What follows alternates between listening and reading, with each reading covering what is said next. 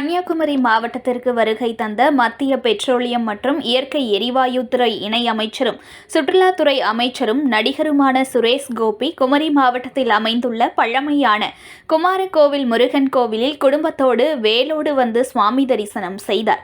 எல்லா மனிதர்களும் மகிழ்ச்சியாக வாழவும் நல்ல சக்தியை கொடுக்க வேண்டும் என பேட்டியளித்துள்ளார்.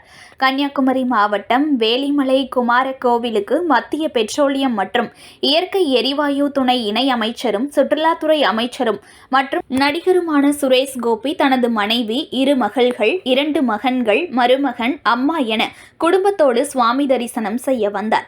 இதனையடுத்து அவருக்கு கோவில் நிர்வாகம் சார்பாக இந்து அறநிலையத்துறை அதிகாரிகள் பொன்னாடை போர்த்தி வரவேற்றனர். தொடர்ந்து கணபதியை தரிசித்துவிட்டு அருள்மிகு குமாரசுவாமியை தரிசனம் செய்தார். அப்போது குடும்ப உறுப்பினர்கள் அனைவரும் சிறு சிறு வேல்களை காணிக்கை செலுத்தினர். தொடர்ந்து அவர் கொண்டு வந்த 1.5 அடி பித்தளை வேலை முருகப்பெருமான் காலடியில் பூஜை செய்து திரும்ப பெற்றுக் கொண்டார். மேலும் அர்ச்சகர்கள் அவருக்கும் அவரது குடும்பத்தினருக்கும் அர்ச்சனை செய்து பிரசாதம் வழங்கினர். அதனைத் தொடர்ந்து பக்தர்களும் கோவில் ஊழியர்களும் அவரோடு புகைப்படம் எடுத்துக் கொண்டனர்.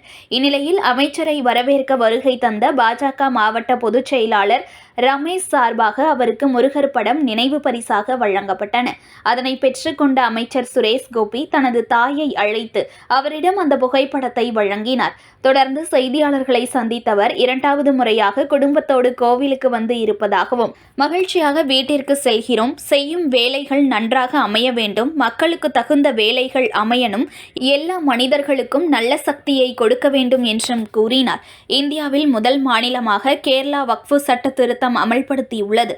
இதுகுறித்த செய்தியாளர் கேள்விக்கு நான் எங்கு இருக்கிறேன் என்று உங்களுக்கு தெரிகிறது அல்லவா என்று கூறிவிட்டு சென்றார்.